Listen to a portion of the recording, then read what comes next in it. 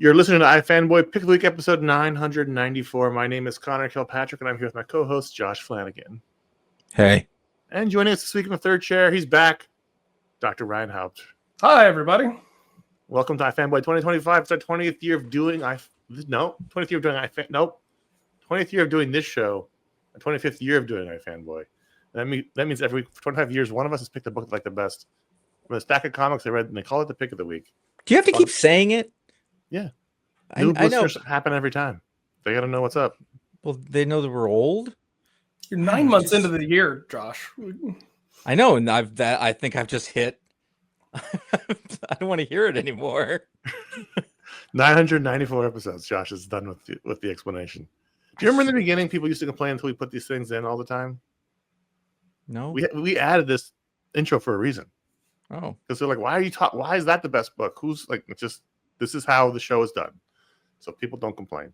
So talk about no. I just mean talking about how old we are. I don't want to hear that part anymore. We can you can just be vague. Man, we've been doing this for a while, huh? Yeah, because what hurts doesn't give it away that we're aging. We'll talk about the yawning as we had 10:30 p.m. The pick of the week, other books of the week, the Patron Pick, listener mail. It's going to be fun. Despite the fact that there's been lots of moaning already, we will have a good time. Here's a spoiler warning.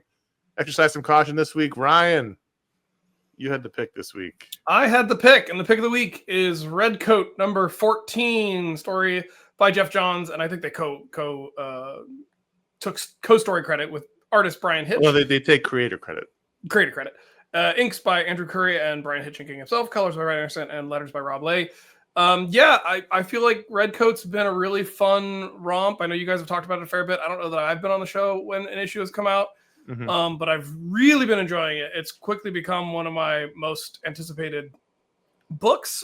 This issue was a one-shot standalone, which they've done a fair number of, which I find to be really strong. And I'm not sure. I was happy to see it because I've been enjoying the Northerner story, but I saw the cover with Redcoat fighting Redcoats, and I saw it was a one-shot, and I went, "Ooh!" And I just needed a break from everything that's going on in the world. So federal troops in DC just felt like a really good sort of light take on current events. No, it's during the War of 1812, the burning of the White royal House. Troops. Yeah, these are royal troops, the king's army. I guess they wouldn't be federal. That's a good point. Yeah, it's in fact the opposite of it. No, in fact, you're right. And, I mean, in fact, they would have benefited in that instance from federal troops being there. Yeah, it would have been a good thing. Okay. Anyway, fair point. So it's the burning of the White House, and our boy Simon Pure. And I noticed Jeff Johns. It's pared down from what he used to do in Flash, but I was remembering on his Flash run how he used to always start every issue with like, "I'm Wally West. I'm the fastest man alive." And he does that here with Simon Pure. Like, my name's Simon Pure. I'm anything but, as you'll come to find. It's just kind of a zany romp through a burning White House where he gets teamed up with what's her Dolly name? Madison. Dolly Madison, thank you. Scanning through the issue, trying to find it. To save a painting of George Washington that she wants to get out. If she can only save one thing from the White House, she wants to save that, and he decides to help her at his own peril. So the challenge for this segment is going to be: can we dial down the obnoxious history discussion? Go ahead, Josh. Well, what's interesting there is that like there was the point where he was like, should I help her or not? And he did like the selfless thing, which is actually, I felt like a little out of character, especially at the 1814 part. Like I got the sense that he didn't really do that unless he got dragged into it. But this was just I got to do the right thing, which I was kind of surprised by. I thought it would take a little more to get him involved. Well, the British were shooting at him. And he was running from a fire, and I think he's also never been like a monster. So the thing was like, she was running into a burning building, or she was in the burning building running into the more burning part, and it's like, don't die. And we know he's died a lot of different times over the years. We don't know if he's died presumably at some point he's died by burning. No, what I mean is he doesn't want this woman to die. So but that's what I'm saying. I'm saying his empathy might be coming from a place where he has himself burnt to death and knows that it's there was some of that, I think. Doesn't want that for another person. He was in the White House getting a free meal and having a card game while everyone was out. That's what he was there for. I liked this issue a hell of a lot. Sure. I don't know what my pick would have been this week. It was a very. I had a weird tough week. time. But this was great, and I also found myself like, it was only 14 issues. That's what I found myself thinking, because it just feels like this book has been around for a while and been really terrific. It is important to note that while Dolly Madison did save this painting in real life from being burned when the White House burned, it was not in this scenario. It was well before the British troops arrived. Yeah. She had it evacuated. She did make the decision to have it evacuated, so she was the person responsible for saving it. They did rip it out of the frame, and it wasn't like they rolled carried it out. They did a cool Thomas Crown Affair trick where they pop in the briefcase. They cut it out and they popped it in his briefcase. No, she had some people cut it out, and then not cut it out, but break the frame and take it out. It wasn't an Isabella Stewart Gardner sort of thing. Yeah. So this is although it's Gilbert Stewart. This is a very fictionalized version of her rescuing. There's going to be somebody who reads this though, and I think that's what happened. At some point, years down the road, they're like, "Actually, you know what happened?" I will say this. You know, in the moment when I thought this might be my pick of the week was Thunder God George Washington. George Washington, God of Thunder, shows up, because if you've been following this book and we've been reading along, you know that George Washington also has superpowers and has been kind of the villain of the book, which is hard to say for me as a patriotic American. But he shows up. He brings the rains that in real life did help put the fires out, and then he is shown like with lightning coming out of his hands, and I just was like, okay, like fuck it, whatever. I'm in. Do you guys remember how much time they spent teaching us as kids stop, drop, and roll? Never needed it. Never had to stop, drop, and roll in my life. Well, still haven't needed duck and cover, thank God. Yeah.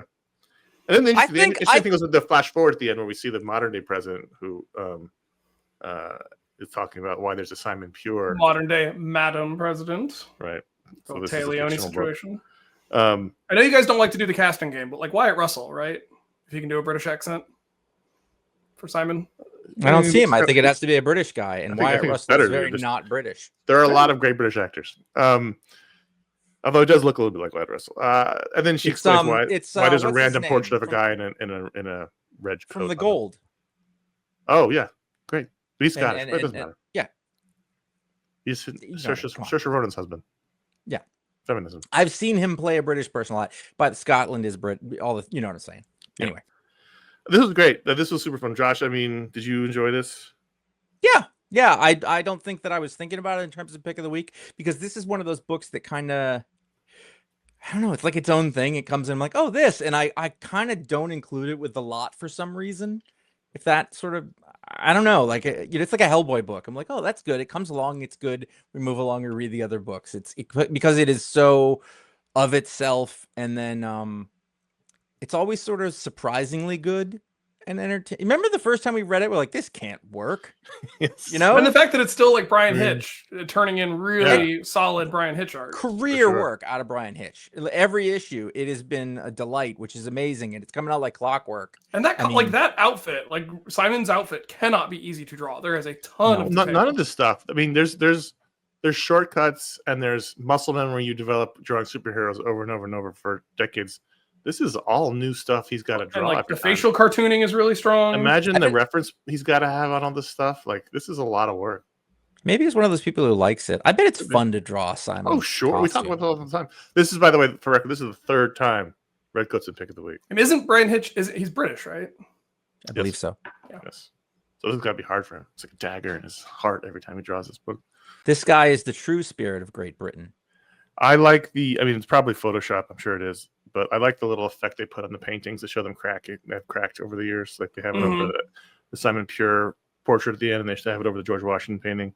I really loved the full page spread where it's Simon and Madison, Dolly watching, standing with the watching the fire silhouetted. Yeah. Like that, all that heat couldn't have been good for the painting. It would dried it right out. Yeah, this was fun, and there's a running battle with the British troops, and there's a sword fight, and there's a lot happening here. This is going to come into play in the email section, but this is a very dense book in terms of the art. You have the big Brian Hitch action panels, but there's a lot of little actiony panels here. There's a lot of running, there's a lot of chasing, there's fire, there's buildings pieces collapsing. There's a great 2-page spread of Simon running through the hallways. There's a great up angle. Like he's doing a lot of things here with a lot of different techniques. It's Brian Hitch. It's like Yeah. full on Brian Hitch. It's not Brian Hitch of today. It's just great Brian Hitch. Yep. Which is saying something. The guy who's been around 25 years now. Not a lot of guys, still bring it like that at that point. So, Connor, like you said, like this was a weird week. I really was not sure what the pick was going to be. And it came down to like, this is the book I had the most fun. This is a long issue. Yeah. This is 30 pages, 31 pages. Yeah. Of story. He didn't do the last issue though, right? Or at least did part of it. Maybe that's why. I mean, yeah. No, the last issue was the third part of the Northerner story, I thought. Right. I think he didn't. Did he not do part of it? No, I'm thinking of the other book, the other Jeff Johns book. Geiger. Giger. I'm gonna start calling him Geiger. Mr. Geiger. The Geiger counter. I think it'd be great if in this upcoming crossover, George Washington is the big bad. I mean, why not? This book is equally silly and serious. Do you know what I mean? This is leading to a team up. But like, there's serious stuff that happens in this book, but it's also so silly, and I think the tone is so hard to pull off because it's not silly in the way it's making fun of what's happening at all, but the things that are happening are kind of inherently silly in a way that, again, Thunder God George Washington appears like. Well, he's the Forrest Gump of American history, right? But it's just wasn't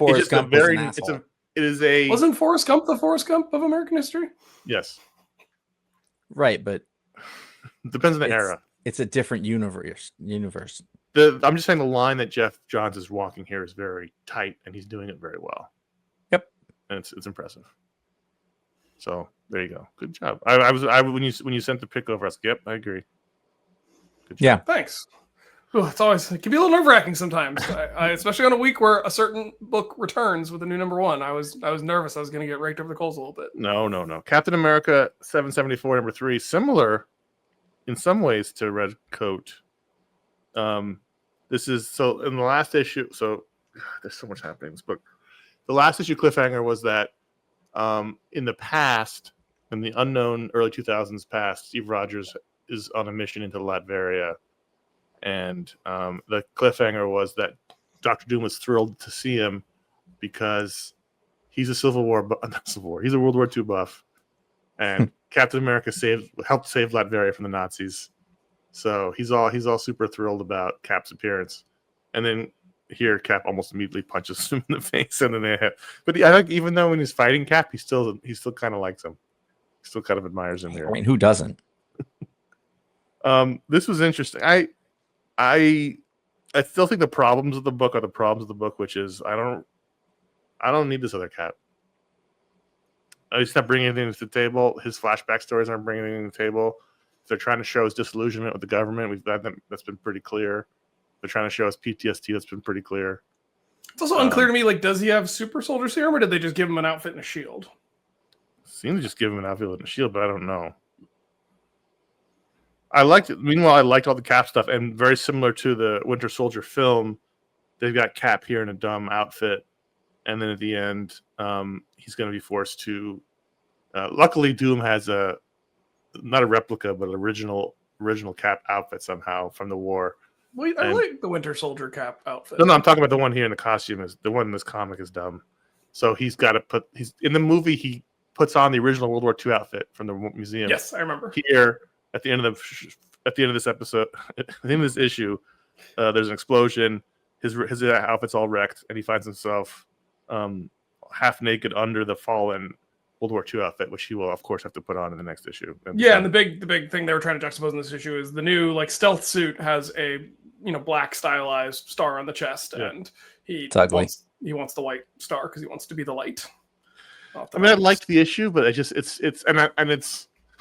I don't want to even put this in the category of recent bad idea Cap series because it's not the JMS series and it's not the one before that. But there are still things here. I'm just like, do we really need to be doing? I'm loving the Valerio Schiti art, and I love the way that they juxtapose the style between flashback. And the art would look really good. So I did want to make sure that's Frank Martin on colors doing a more sepia toned flashback. Classic Frank Martin. I might be out. Oh wow! I really like more of this book is about like this guy's Desert Storm And I know it's relevant to a lot of people, but I've read this story and heard this story and talked about it to both real people in fiction, in nonfiction, so many times, and we lived through the era. I just don't. I don't want to do it. And the cap, it's like sad. I don't want to. I understand all about being disillusioned with your government and the military and how it's difficult for people, and like that message is out there, and I know why you would put it here, and it does make a certain kind of sense, but I don't need that right now out of a Captain America book. And it's 2/3 of the book about like horrible shit that happens in warfare. And I just let it be a Steve Rogers book. I'm spending all this time on this character. I don't care about doing stuff, that's just, it's been, I know it's real, so I don't want to downplay it, but it's been played out in a certain sense where like I don't feel like you have anything new to say about it. Tom King handled that in comics. He took care of that. It just occurred to me literally just now that because Ryan, you put it in my head that Wyatt Russell, and I was looking at the next issue teaser image. It looks a lot like Wyatt Russell. I was thinking that in this one, and I was like, so why is this guy around when we have John Walker? Because this is essentially the same kind of character. So, like, I'm going to stick with it, and I hope that by the end of this arc, we'll have a reason why this guy exists. I'm saying, tell me when it's worth coming back on. But if it's going to be, well, I think the Doom Cap stuff was awesome. Maybe, but if that's a third of it, and then the other 2/3 is dog food, like I don't know that your numbers are correct on that. It feels like it. I'm seeing way more non-CP. Let's count 1, 2. It's not even the point. It's about what it feels like. It's just felt like half 3, of it or more 4. was a slog. How is this the show? This is a math show now. 5, 6 pages were the flashback. Okay, but then we're spending time with him too, aren't we? It's 1/3. No, he's not on the cat mission. Point being, I didn't like it. That's fine. You're not like it. I'm just saying, and you can feel like it's overwhelming if you don't like it, for sure. Is he on the cat mission? Oh, they went on the mission together to Latveria, but Cap went off on his own for Doom. Cap joined up with the rebels who were trying to overthrow They were doing Doom. something else, and Cap was like, "No, I got to help those people," and he went off on by himself. And then Doom went full evil Doom. Right, which he is. Yeah, he's Doom. I don't think you can say that about the Emperor, guys. We haven't gotten there yet. Let's take a quick break. We'll be back in a second right after this. Okay. Powers is back. Powers 25, #1, the 25th anniversary of Powers, the 25th anniversary of iFanboy. Look at that. Brian Michael Bendis, Michael Avanoming, Nick Filardi. That's not a coincidence. It is. It's this is one of the most important books in iFanboy history. It was one of the books we discovered after college that helped us decide to create iFanboy, of many books. But this is definitely one of them. The 5-time pick of the week earner, Powers. This is the third. I mean, I remember there was a return to Powers fairly recently. I'm guessing that was 10 years ago. Yeah, that could be too. But I mean, so my point is, the stuff that I read all of the original run, and there was like several runs of the original run. Sure. Several volumes of it, and then I feel like they came back, and I think is that when Christian Walker died?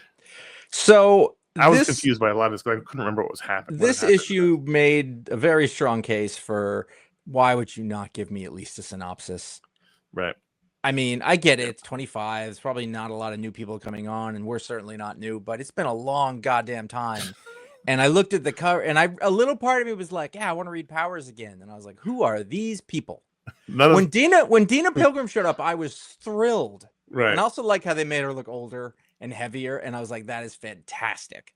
Because she should get older and heavier too, like the rest of us. I liked reading it, but I was very confused by a lot of it. Yeah. Someone on our Discord said that it tied into something from the TV show that was on PlayStation that no one ever saw because that's a terrible idea. PlayStation. I don't know if that's true or not, but I was thinking about that while I read this issue, and I was wondering, is that one of those shows you can even find anymore? Like, I wouldn't just vanished off the screen. Put a gun to the head of all my loved ones, I wouldn't know where to find it. Well, Scalp never got. Oh, they made a pilot of it, but they actually made a Power show on on PlayStation. It's sometimes I found myself a little confused because if I recall, and you tell me if I'm wrong, Josh, was the original Powers was about these cops who investigated Powers related crimes. And there was some sort of legality, and that was still in here around Powers. But they were the best I think they murders were that illegal. involved Powers as the They were victims or as the perpetrator. But right here it seems like it's a much more complex. Well, so the thing relationship. that changed in this seems to be that I think when Powers started, this is so dumb.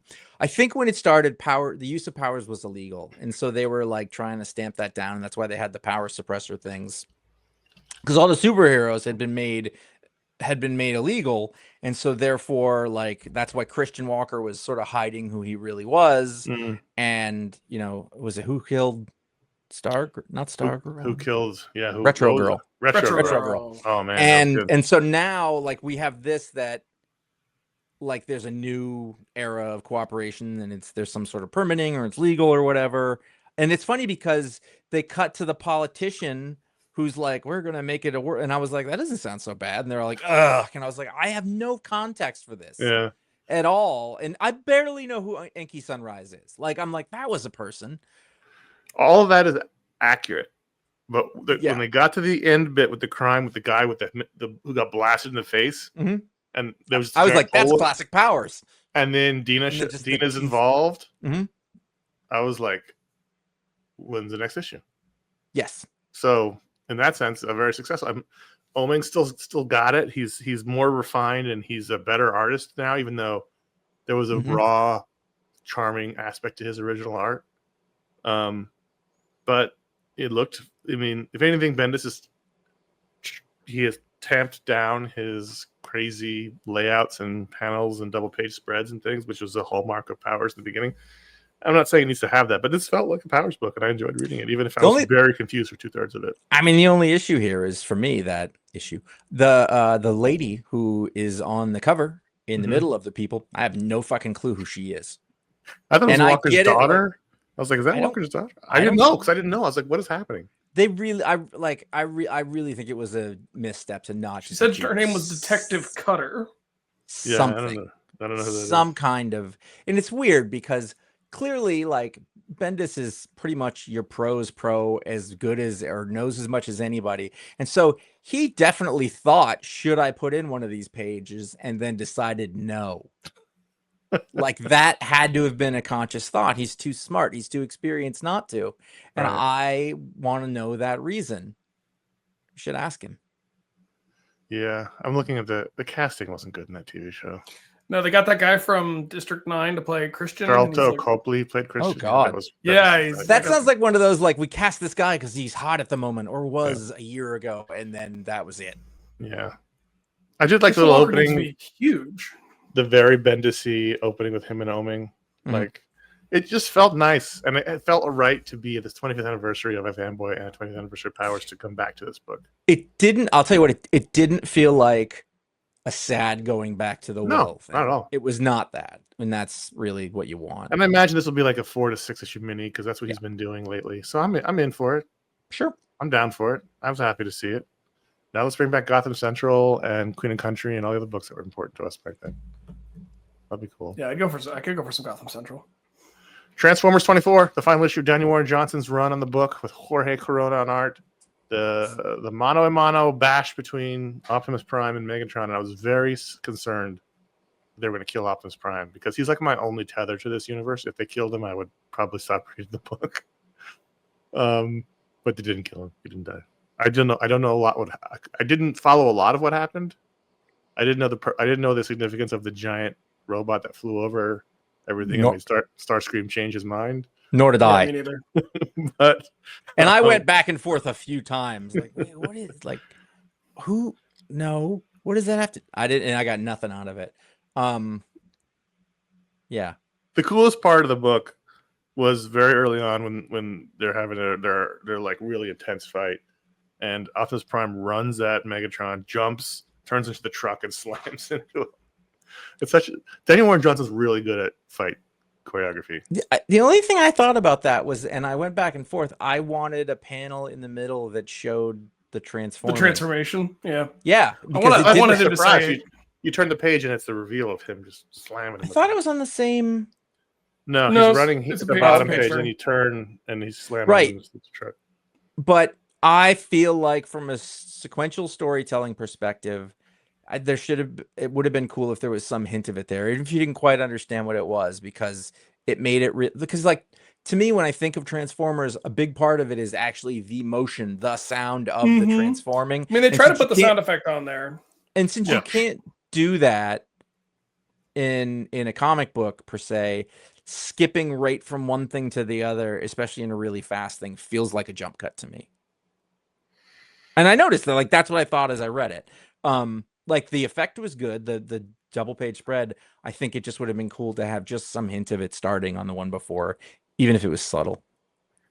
That's nitpicky. Why can't Megatron fire himself when he's in gun mode? Why does he need Starscream? You can't. Again, you cannot. You're asking the wrong Who question. changes Optimus's tires? Listen, go get a copy of Super Gods. Am I breaking the Grant Morrison? Come back to us. This is basically a giant fight. It's a giant fight. And I will, like, the things that happened, I'm not sure that I understood a lot of it. I know that Prime and Megatron hate each other, but I'm here for the art and the fight, and the art was spectacular. The art was everything you want a Transformers comic book to be as a nearly 50-year-old person. Who is this giant Transformer that flies over everything? I mean, some nerd knows, but I'm not that nerd. There's a double page spread of it. I was like, so this is important, but I don't know. And then the spark relights. Yeah. Because the bit of who's it? Spike is the kid or the Sparky's the dad. Kid. Spike is the kid. Who's the dad? Sparky. Sparky and Spike. Sparky's in the spark. And he's then the all for spark. some reason, the spark of Sparky thinks of Spike, and Prime's like, "No, I'm gonna be good. I'm good. No, don't worry about it. I'll catch up. We're good."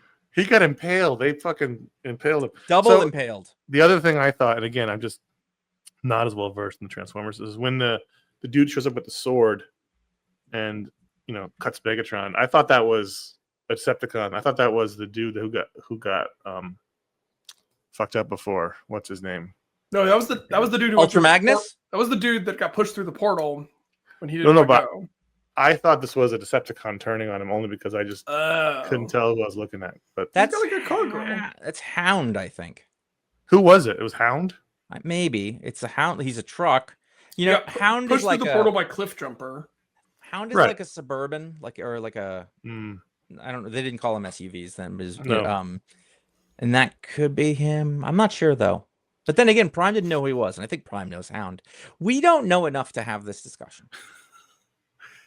So what do we think? A 2-year run by Daniel Warren Johnson. We like Transformers, but I'm not a huge Transformers fan. So what do we think? This is a successful run? It was the best run of Transformers I've ever read. Did it have inadequacies? I think the inadequacy is that if you told me that there was 2 years of story in this, I don't remember it.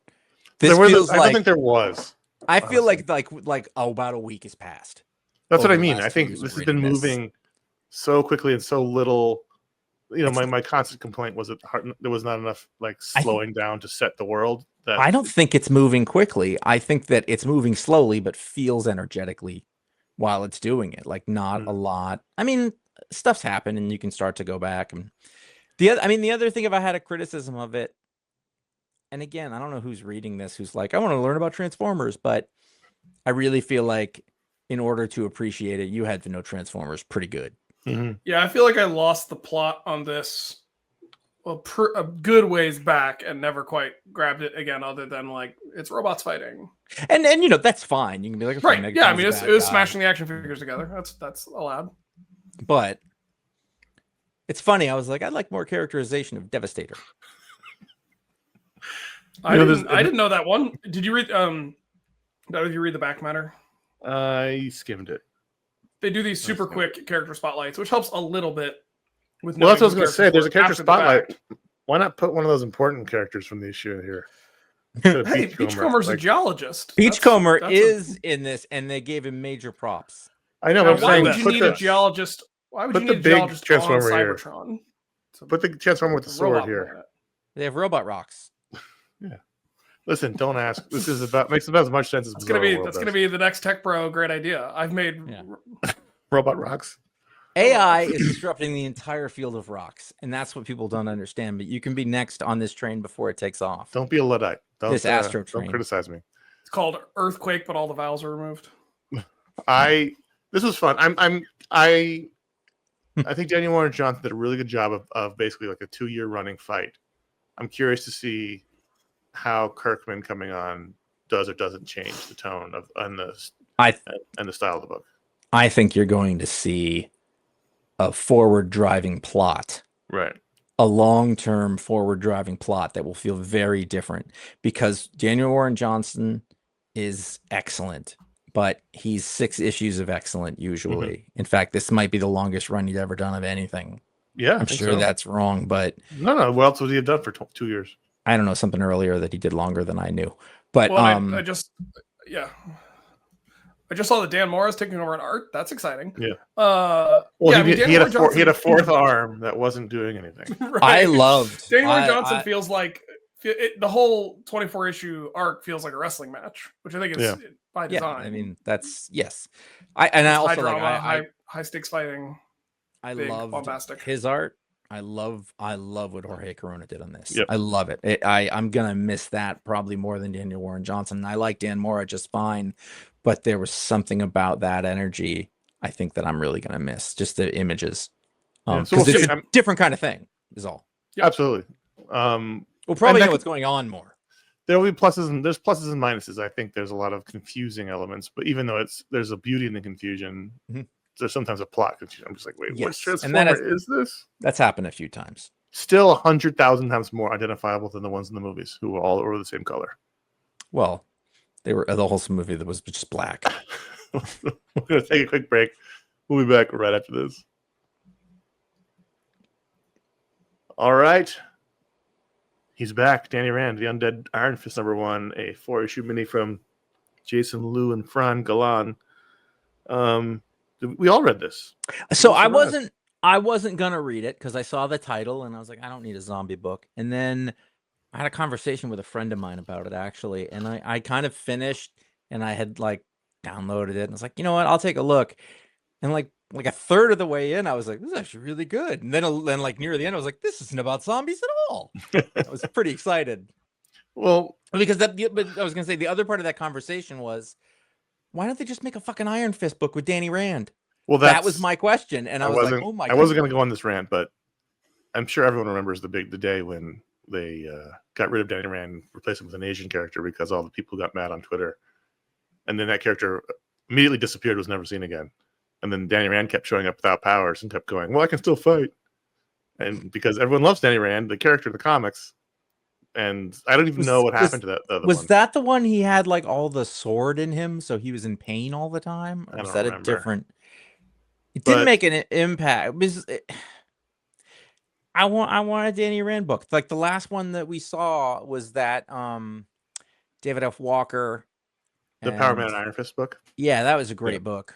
Yeah, awesome. You know, and we could go back to the Ed Brubaker, Matt Fraction run. That was sort of the last great run of Iron Fist. But I mean, I think that there was that. But the other big problem was they made that show, and when a show tanks, when a Marvel show falls in the forest and nobody noticed, they decide to just destroy the character in publishing, which is stupid. Yeah, I mean, the point of Danny Rand is he's not Asian. That's the entire point of him, and so it's telling that they kept bringing him back in the non-Iron Fist version. He's not Iron Fist here yet.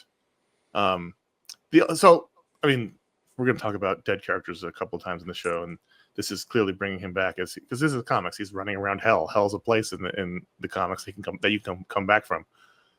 The only thing I didn't like about this comic was he comes back from hell with a job to sort of subdue these demons. It's a very familiar plot. So he goes. There's this family that's being possessed by demons, and he's fighting them on the street. And everybody goes, "Hey, that guy's beating up that family." He looks like Iron Fist. He's got the tattoo. He's got the mask. He's got the colors. Iron Fist would be well known in the city. He was one of the heroes for hire, and they wouldn't all immediately turn on this dude. It was very much felt like it was trying to be. Here's a possible out.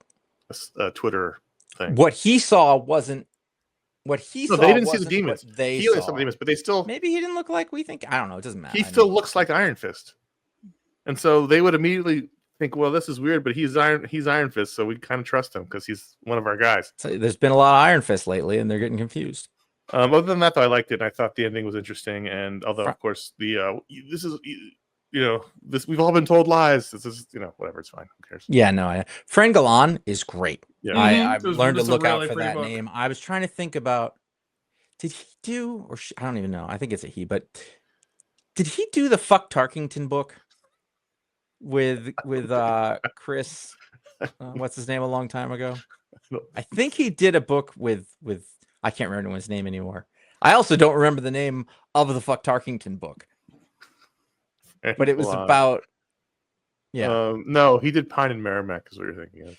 Okay, so yeah, Kyle Starks. Kyle Starks. Why do they call? I know I call him Chris, because the first time we ever heard of Chris Kyle Schweitzer? Starks, Chris he Schweitzer.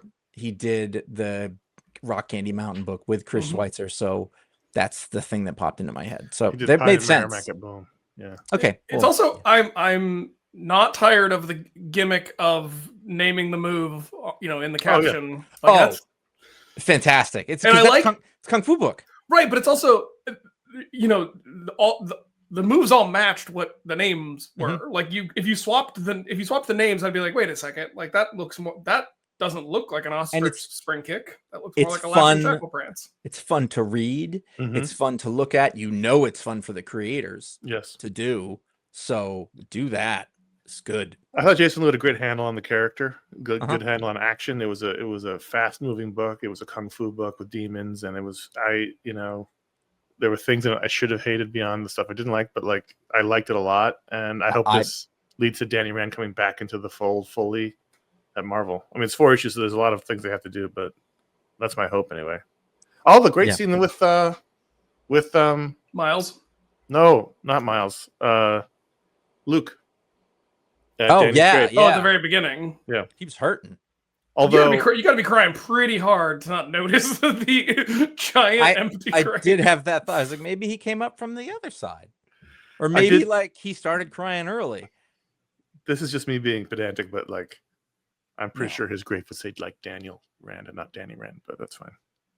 I'm sure it'd have like his like legal name, not his nickname. But Does Luke not need a security detail? Because I guess it's. I don't think he needs a I security mean, details. no. He's got impenetrable skin. So no one's going to touch Luke Cage. But I thought that was a great opening sequence. And then touch his heart with his best friend, Grave.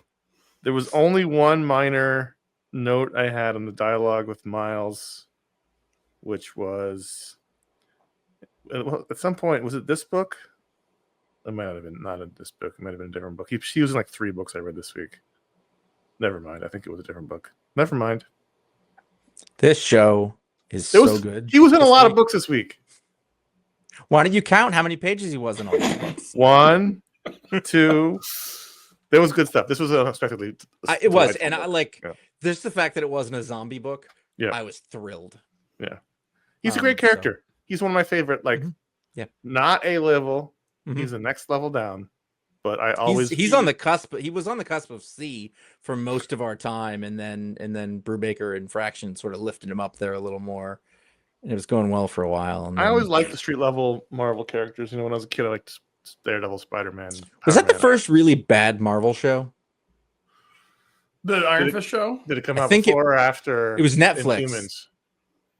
That's a good question. No, it was before. It was Netflix. It was because it was like Well, it's part of that original group. Daredevil, Punisher, Alias, and then I think Iron Fist was like the next one. And I remember before I even heard from it, I watched the first one and I was like, "This is awful," and I never watched another one, and it just disappeared. Let's see. Inhumans was 2017. That can't be right. Is that right? And then Iron Fist was 2017. Same year as Inhumans. I remember I did the special edition Not a show good for year. Inhumans, and I was actively upset that I had to watch it.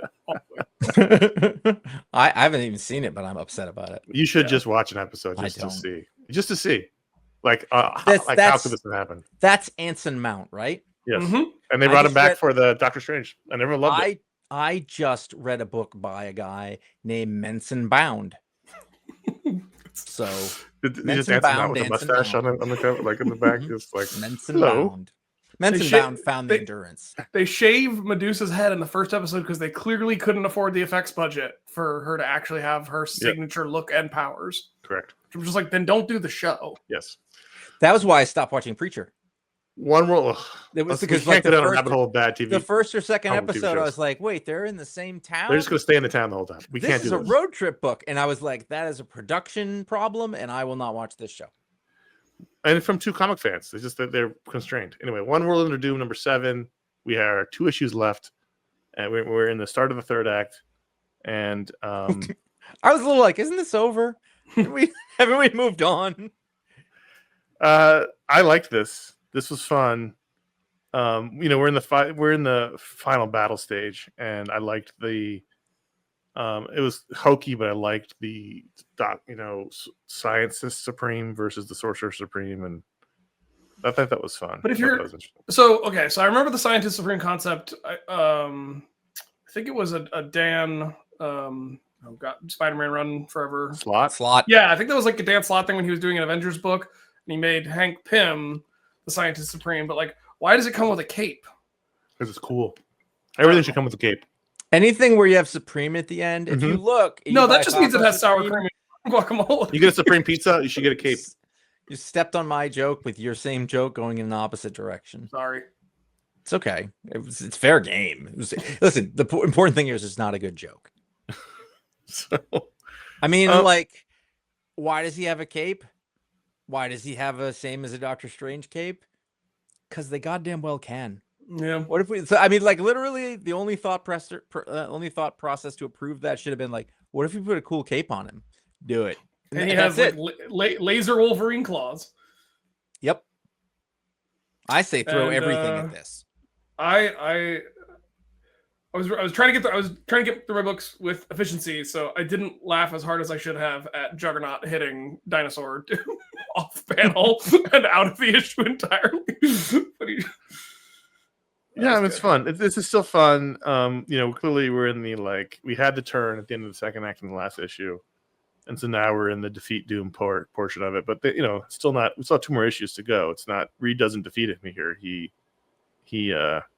gets really fucked up at the end, and then the next issue cover is the Thing fighting Doom. So I don't know if we're going to go through all the characters of Fantastic Four fighting Doom, but not enough issues left.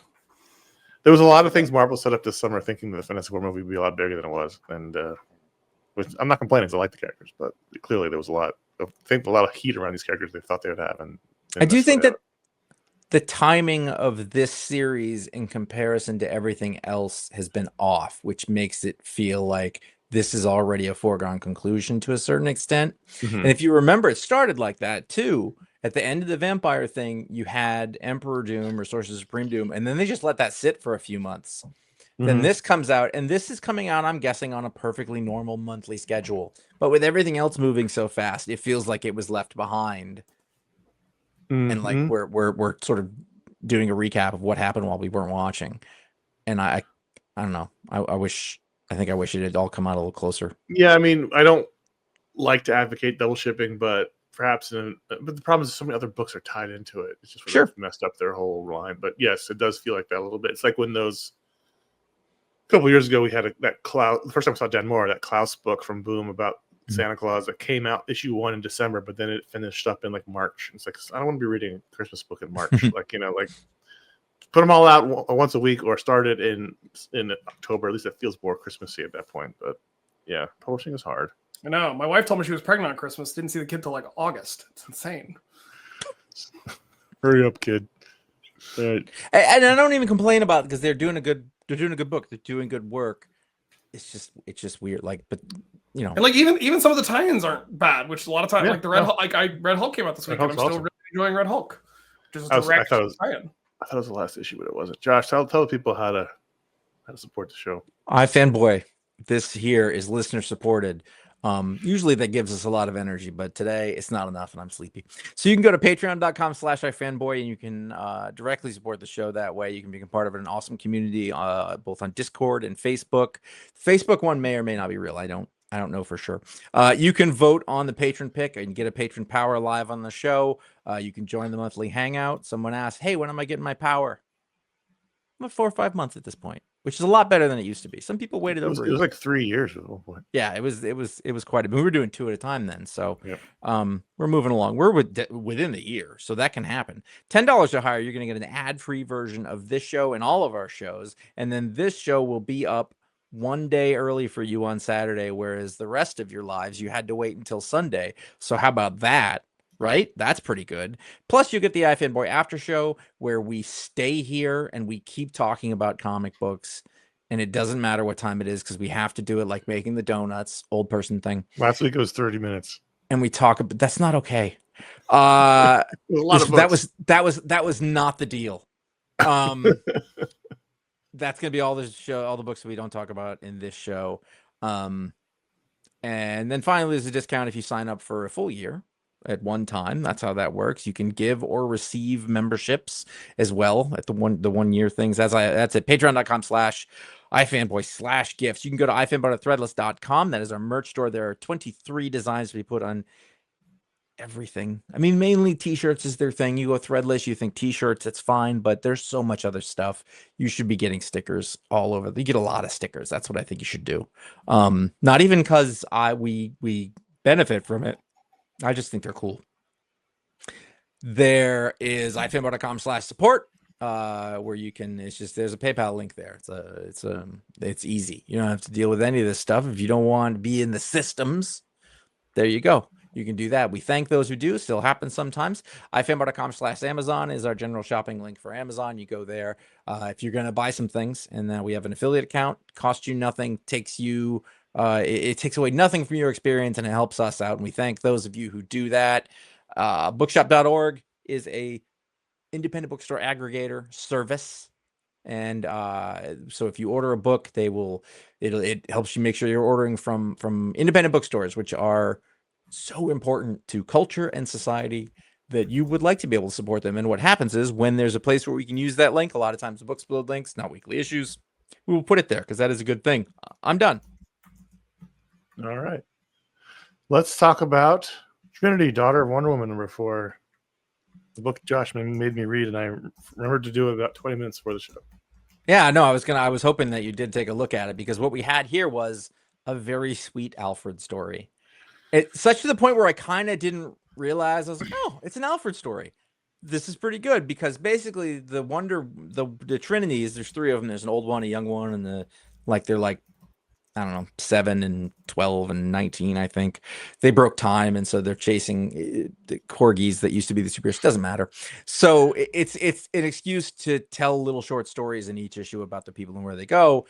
And in this one, the youngest version ends up at Bruce Wayne's house on the day of the marriage that was not to be for Catwoman. On the day of my wedding, they kept talking like they were in The Godfather. He was yeah, but that's the thing about Batman. You can be it's funny because he wrote this Bruce Wayne differently than he wrote Bruce Wayne in the book where he wrote this the first time, right. And I'm here for that. He kept saying on the day of my wedding like he was. Yeah, he was frustrated. I like that because basically what you're doing is kind of switching the point of view, like it's like the Rashomon, how you see different things. But so the girl comes along and she's adorable or whatever, and Alfred is just having a great time watching her and her antics, and I just thought it was very sweet. And Tom King has this ongoing habit of really, really framing Alfred as the father figure in obviously that's been the thing, but that has been like his driving force for Alfred is him as a father figure. And it's been picked up by others, but did you enjoy it? I couldn't tell if this was knife twisty or not. Like, and I don't at all blame Tom King for the death of Alfred. He wrote it, but he was told to. But this felt a little knife twisty, like, oh, you all miss Alfred? Well, here's a really great Alfred story. The character who's not around anymore. They're gonna fix it eventually. It was good. Yeah, I'm glad. I don't know what they're gonna do, but I mean that's my point. Like we had Danny Rand in Hell. Here we have interspersed the story is a letter he wrote or something to Steve Trevor, who's also dead, but he's currently like in a boat in Hades. Yep. And I was like, well, why can't we bring back Alfred? If we're just like plucking people out of the afterlife, which happens all the time in comics, why can't someone go to wherever Alfred is and pluck him out? It's really weird that it's been going on so long. And Like- it's not like it used to be. The answer used to be, yeah, the Dio's weird. And that's not it anymore. So I don't know. There's a point at the end of the issue where another person, another boat comes towards Steve, and I was like, "Is that going to be Alfred? And they're going to pluck them both out?" Like, it just, I mean, it wouldn't happen in this book, but I don't want either of those characters to be dead. no, they Tom- shouldn't. And Tom killed them both. He was definitely told to kill Alfred by Dio, or whoever was in charge at the time. I don't remember. This was cute and fun, and even though she tells Alfred he's going to die, which seems a little mean. But Ace the Bat Hound makes an appearance, and Selina's in her dress, and it was fun. Good. It was cute. It was cute. And Great art. The corgi she's chasing is the dog version of Damien. Yes.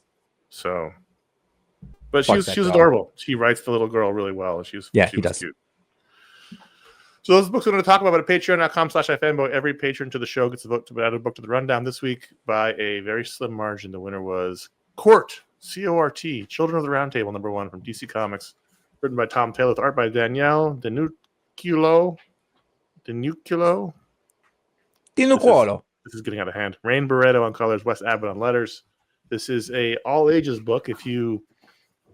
Well, I mean, I truly think that most DC and Marvel books are all ages, but if you look on the cover of most DC Marvel books, it'll say 14 plus. This book says 8 plus. And there was a book this week that's 17 plus. We'll talk about that in the after show. And an A-list writer Yep. does not normally do this kind of book. And so right away, that tells you that it's something he wanted to do, which is always a good sign. Tom Taylor, it seems, and this is only going by what I've seen him say, seems to have a desire to, I mean, everyone does in a certain way, expand the reach of comics, do different kind of things with it, which is great. Mm-hmm. And the young adult YA middle grade publishing side is much bigger than actual weekly comics. So why not? And DC's been really good about trying to enter that side of the equation. And I don't want to judge. I'm not judging this issue by publishing decisions. This seems a very bizarre choice to make. I don't know how many 8-year-olds would read this opening chapter and be excited. I think they would most likely want to read the whole graphic novel. That seems to be the way kids read nowadays. But there's no bearing here or there on the issue itself, other than maybe how much story you got. All right, I'm gonna very much an opening chapter. Before we get in here, Mm-hmm. and this isn't really one way or the other. On the cover, you got Captain America and Captain Marvel, and that's weird because it's a DC book, and they're not those people, but they certainly are intimating at least those two characters are Marvel characters, and I want to know how anybody got away with that. When I first saw the cover image, I didn't see the logo of the company. I didn't know who published it, and I thought it was a Marvel book because that kid in the front, the color combinations look exactly like Captain America. And then behind him, it was like, what a weird thing to dress her in. That's Captain Marvel's outfit. That's her little jacket that Jamie McKelvey designed. It's very strange. It's very strange. So So what you have here is a retelling of, or a sort of a new version of the Knights of the Round Table. a continuation. Yeah, these kids from the Hollywood Hills. I was upset that they said Hollywood. I was like, oh, make them be from somewhere else. Because it was like Bronson Kane. It's like, Jesus, no. And Tom Taylor's not from here, so it's bizarre that was the choice. This asteroid or something crashes to Earth. The Excalibur's poking out of it. Well, no, it didn't. It like launched. It was launched from a facility. It's launched from the facility, right? It still would have sparked a forest fire. For sure. And then, despite the fact that the boy in the cover has got the sword that's very visible, you can't really see the other sword that she's holding. She pulls Excalibur out, Captain Marvel. He's got Lancelot's sword. So they're trying to trick boys into reading. They all get all the weapons that have the ghosts or the spirits of the original Knights of the Round Table. Because it's a kid's book, and these days her Excalibur's a fucking manga sword that's bigger than her body. That was my least favorite. I'm through the looking glass with the giant sword. I fucking had enough of it.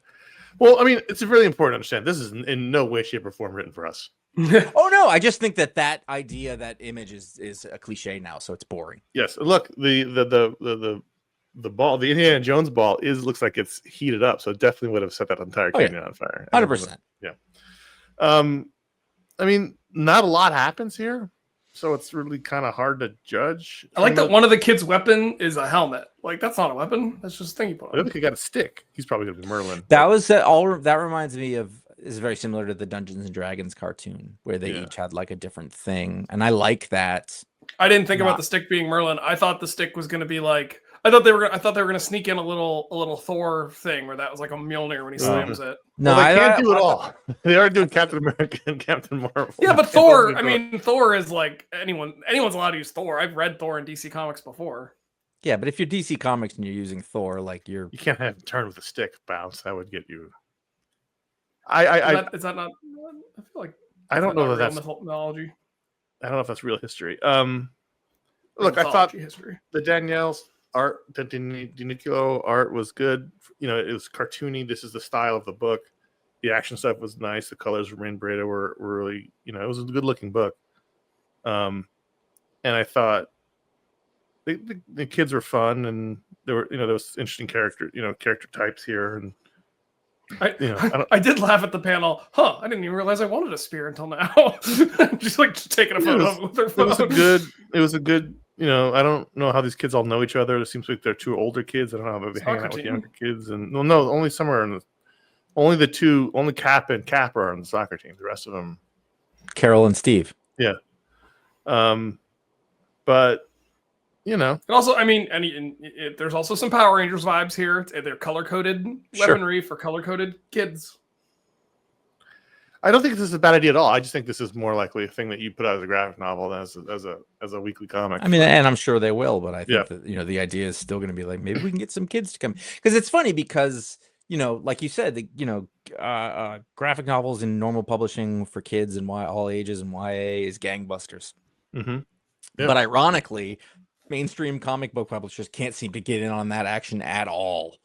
Like there's a whole line of DC books like this, and I just feel like none of these seem to have gotten any traction. Because it's just not part of that space, and kids aren't paying attention to it. I just know this is totally anecdotal. It's not a scientific study, but I know my wife's classroom library has tons of comics, and they only read the graphic novels. They have no. My son, my 11-year-old, only reads graphic novels, and every once in a while, I'll try to give him one of mine, and he's like, "It's fine." Like it's just not. Well, so that's my point. Thing. Like this seems like a thing you do as an OGN for the bookstores, but it doesn't matter. It doesn't matter. There's no here, not here nor there for the issue itself. But they can still do that. Like that's still an option. I just don't know how many they're going to sell to 45-year-olds here. Yeah, I mean, there's not a lot. There's an opening scene where the ball thing shoots out of this facility, and there's a scene in the soccer field where we find out two of the characters are opposing each other on the field, and the kid's kind of a dick, Steve. And then they find the weapons. They get their weapons, and that's really all that happens. Yeah, we don't actually know anything about why, any kind of conflict. We didn't really get to know what the menace was. You're right. There wasn't like a ton here. It was good, but I do think this probably would have benefited from being a larger issue, so that you had a little more of knowing what was coming. Like you have to be hooked on the premise because that's all you've got. Well, they'd say that Mordred's coming, obviously, and that they have to be trained to fight him. It happens very quick. That's how these stories work. I've got no problem with that. Yeah, it actually reminded me of the Animorphs books, which I loved as a kid, where it's like a group of kids on their own walking somewhere, and literally the problem falls in their lap, and they're the ones who have to go forth and solve it. I thought that was which works for me. I love that series as a kid. Do we do ratings on this? Ratings. We have C.O.R.T. Out of 5. It's hard because it's not a bad comic.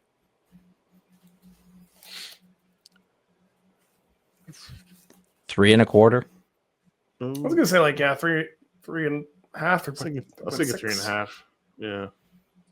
I'd be kind of I'd be kind of lying, and because it's like I don't think it was great. It wasn't like Tom Taylor comes with expectations, but he's doing a different thing.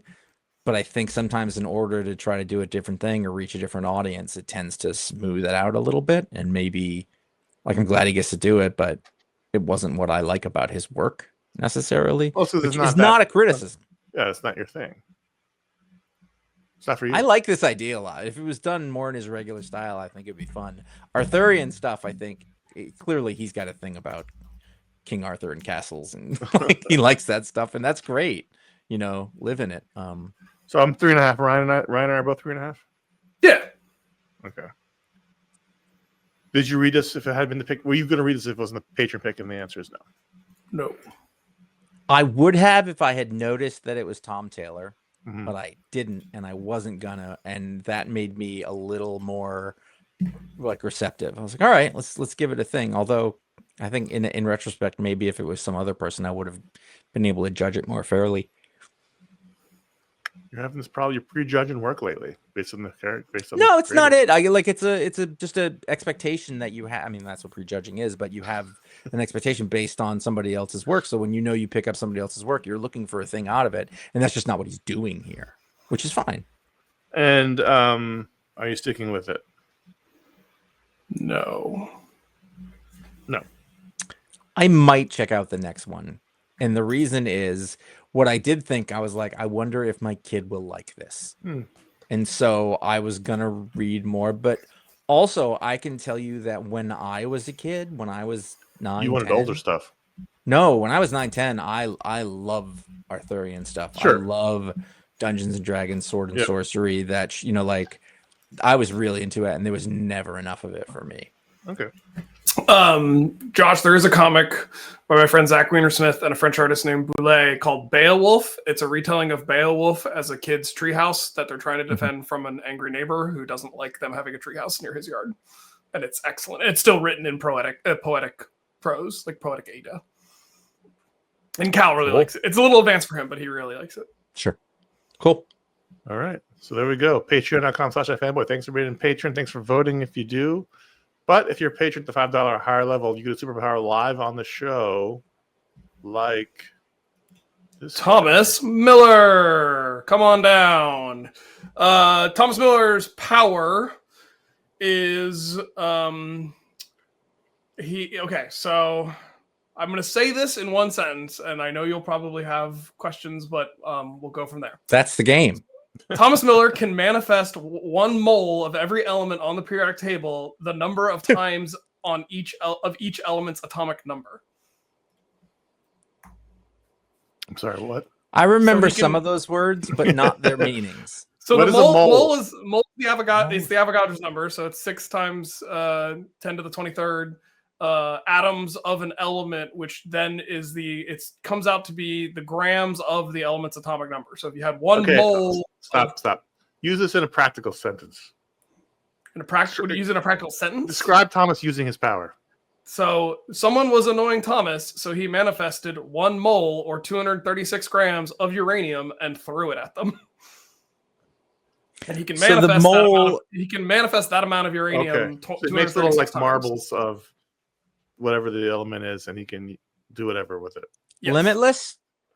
No, because so like hydrogen is 1, right? So he can manifest a gram of hydrogen 1 time, and then that's the only time he can ever manifest hydrogen. So he's over in less than a year if he does this every day. Depending on which elements he picks. If he goes higher up on the periodic table, he can do it more times. He can make technetium 43 times. Oh, so he can make it from the number it is. I don't want him to make more of the stuff at the end of the table. I know, that's the problem. That's the scary stuff. That's what makes this power interesting. Okay. And I am having some trouble finding any sort of practical use for this other than radiation poisoning. Well, or if there's an up and coming country that wants to get its nuclear program going, and he feels like making a little side hustle. I guess so. He becomes an arms dealer. I mean, when you can only do neon 10 times, so you got to figure something else out. I just would want more helium. Yeah, you can only do helium twice. More helium? We're running out. Okay, let's do this again. Oh, we're running out of helium. I did not put a filter on that. People listening in after the edit. It escapes. I mean, it's light enough that the Earth's gravity can't hold it, so it escapes to space. Well, that's fun. So good job, Thomas. Thanks for being a patron. That was the most confusing patron power of Thomas, all time. if you can find yourself a wacky doctor trying to invent time travel, he might need plutonium, and maybe you can help him. I will say I really enjoyed the frustrating specificity of that. It was so niche that you could not respect it. You also couldn't enjoy it.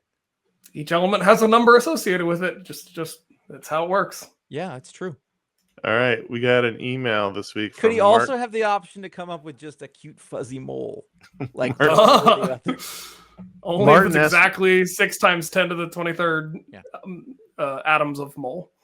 Nice. Martin S. wrote in this week and said, "Do you think, ignoring economics, we should have a system where books have two artists, one working on the background and the other on the characters?" No. I noticed a lot of I comics think we pre should 2000. ignore economics. Let's listen to his whole email and then we This can is- start talking about it. I noticed a lot of comics pre 2000 would have panels with no backgrounds. This is probably a big reason artists like Byrne could keep a monthly schedule.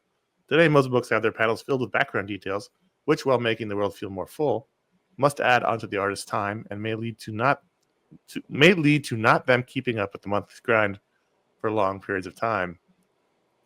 I've been thinking about this question for Focus for about a week, but it's been on my mind. There's a couple of typos here. In some form for decades, when I first met Gerhard and Dave Sim, it really comes into focus as I've been working through old Uncanny X-Men comics while also finally taking the time to finish reading Cerebus, noticing the difference in the backgrounds. Josh, still say no. No. Gerhard and Save Sim are, and this all things aside, we're talking about the quality of the art. That's a special case. And I think in that case, that works. In that way, Gerhard is more like a Dave Stewart to a Mike Mignola sort of thing. Well, this is something that happened in the golden age. They had background artists. They had the big name artists would often just come in and draw the characters, where younger artists who were never credited would draw the backgrounds. This is something that would happen in the studios. And I think that when you were making a more disposable product for a mass audience, and it wasn't really about that, fine, whatever. But now this is a niche product for specialist enthusiasts. And in that, as a reader of one of the few remaining readers, I want to see my artist do the work. Now, is this much different than, say, like a penciler with loose pencils and an inker comes in? I guess not really. And that's acceptable. So my instinct is no. Real world, does it look good? Is there a good collaboration going on there? Why not? Sure. I don't know. Well, didn't for Young Avengers, didn't Mike Norton do backgrounds for Jamie McKelvey? Yes. So that's like He's a rubble specialist. If you remember. But that to me is a more recent example of this working collaboratively, where the book is still a cohesive looking piece. I think where the two artists on a single book works better is if you have like a flashback sequence. Like if in Captain America there was a completely different artist doing the Iraqi stuff, not Valeri Sheedy. Mm-hmm. I've seen that work to great effect because then it's like Captain super America. obvious and it's super obvious and there's a they story. Did that with Steve Epting, Michael Lark in the Ed Brubaker book. There's a story reason for it. Yeah, I don't know. I'm not into the idea. I mean, it's not like without precedent, like we've just been talking about. This is something that they used to do in comics a lot, and occasionally it happens. But I mean, if two artists wanted to do it, the problem is from like you said, Gerhard's such an outlier because in the past it was more of just a prima donna thing. Like I don't want to draw the background, so you get the new kid to do it, and he gets paid nothing, and he doesn't get credit for it. So it feels to me very exploitative. So. No. And I love a full background. We talk about it all the time. A book that's lived in, a Chris Somney book or whatever, but then occasionally there's power in the non-background panel. There's a reason for it. That's the key. But at the same time, the same thing we were talking about, like back then, it was different. It was a different game. Their aims were literally different. People wanted to make great art or do whatever, but they had to get product. They had to get product out the door, and up until very recently, there were martinis to be had at 5:00 at the bar. But they also all thought they were working on schlock. Yeah. For most of comics history, like they understood that they were working on a medium that nobody disposable. Appreciated. Yeah, and not respected. And it's different now, and the art has benefited greatly from that, even though the audience has become minuscule. But it is what it is now, and I want it good. I also like the variety. I like that some artists are more detailed than others. It's just part of the nuance of comics is that some artists draw differently than others. And I mean, I would almost rather see a return of like inkers, traditional inking of comics, because to me that's sort of similar to what he's talking about, where it's going through the filter of multiple hands of artists working on it to get to the final product. I love an inker. Yeah. I really there was something about that process when it worked well, you know, and it's too bad. Oh, I 'cause remember. we Yeah, I always remember say, the early days of Twitter. I remember seeing there's probably some of those comic twart guys, where they would take a penciled page and they would all ink it separately, and you could see what a difference different inking styles make, and We it's could- fascinating. there's still folks around, you know, more veterans where, you know, John Byrne. We always talk about John Byrne. Oh man, John Byrne. Well, Terry Austin had a huge part in that. And when John Byrne later stopped using an inker, it didn't look as good. When you know, like Jimmy Palmiotti, who's not known for this at all, is a gorgeous inker. And all of those beautiful books that we say, oh man, Joe Quesada did beautiful books. That's half Jim. That is a collaboration that I think Dark we Knight really see a Returns is benefit from. Klaus Oh Janson my as much God, as Klaus Frank Miller. Janson. Yeah. Yeah. And the penciler, you know, gets it's weird because like now for the past 20 years or whatever, people are like, oh, the writer gets all the credit. And it used to be that the penciler got all the credit, you know, and nobody And else the inker did. never got credit. And then the colorist and letterer may as well not existed. Well, I mean, you know, I remember when Derek Robertson's transition from Transmetropolitan, where he had Rodney Ramos on inks, to The Boys, where he was inking himself. It was a drastically different style, and I don't think Brian Hitch, Alan Davis, like there's all these guys. You know, Neil Adams is a fantastic example. How long Jack before Kirby you think? did ink? How long before you think some artists will just start using AI to fill in their backgrounds? Shut up. Well, that's the other thing. There for years they've been programs and things that artists have used for, like, you know, cities or layouts. Was it SketchUp? Oh, Brian Hitch's version of the modern White House with the city in the background was too accurate to not be. There's a lot of photoshopping photographs and for backgrounds and things. I don't prefer it, but I'll allow it. Well, one of your favorites used to do it a lot, Michael Lark. He was a big. It's true. It's true. That to me, sometimes it works better than others. And Lark's style was so real. It's so based in the world that it kind of works. Like in the way that where they do something like that behind somebody like Ed McGuinness, you're like, that doesn't work.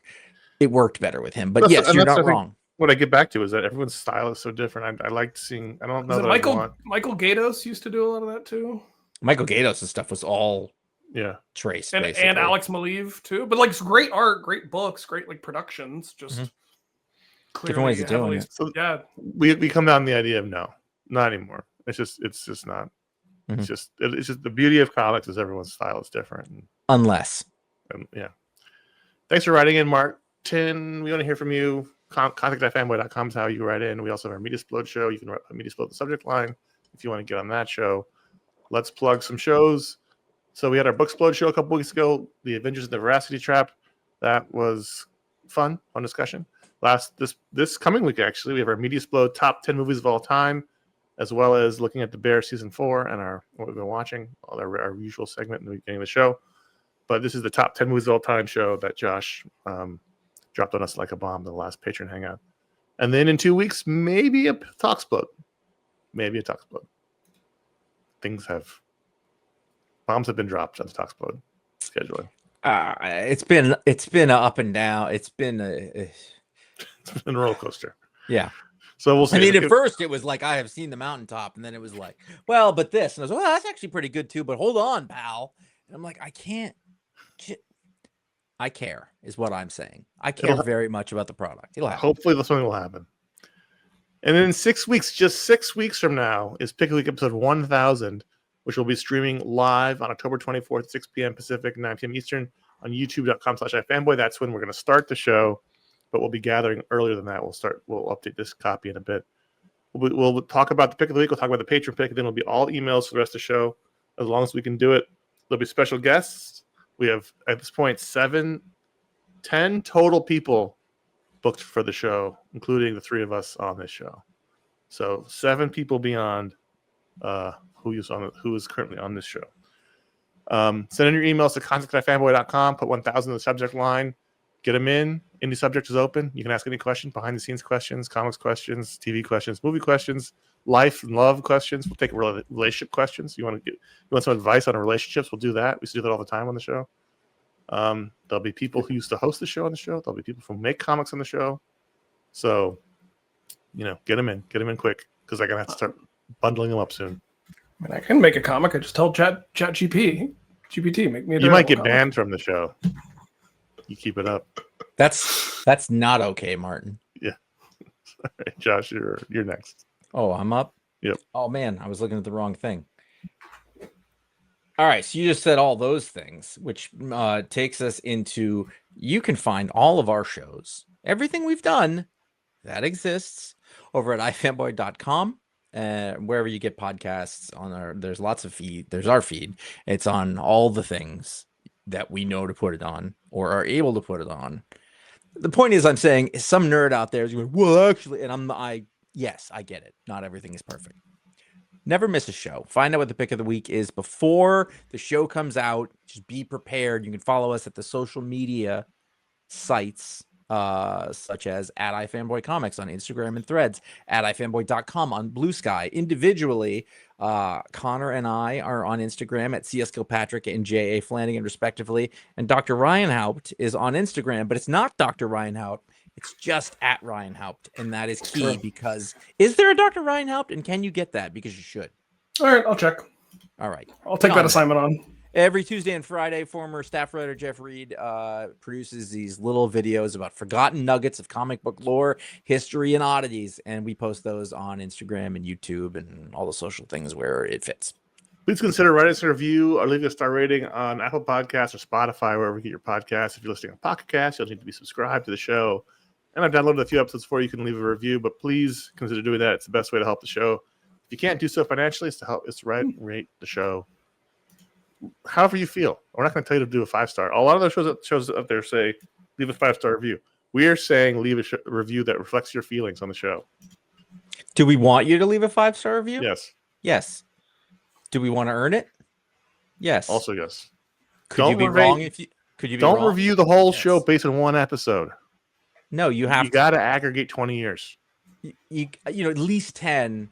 And I want you to think about it. You have to take the math. How long? You got to take all the shows, give them all a star rating, and then do the math on it. Mm-hmm. I fed all the transcripts into a large language model, and I'm going to get it to write my review for me. Is that allowed?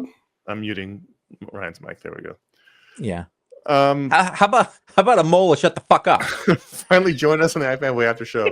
Oh no, I jumped the paragraph. Subscribe to youtube.com/iFanboy, where you can watch the video version of this show as well as our special edition shows. You can watch Jeff Reed's deep dives. I'm gonna unmute him. You can find the archive of all of our video shows that we did from 2007 2012. And finally, you can join us for the iFanboy After Show exclusively on Patreon, where we talk about our thoughts on all the books we did make the rundown. That's at all patrons at the $10 a month tier and up at patreon.com/iFanboy. Thanks for listening. I'm Connor. I'm Ryan. Josh. We out.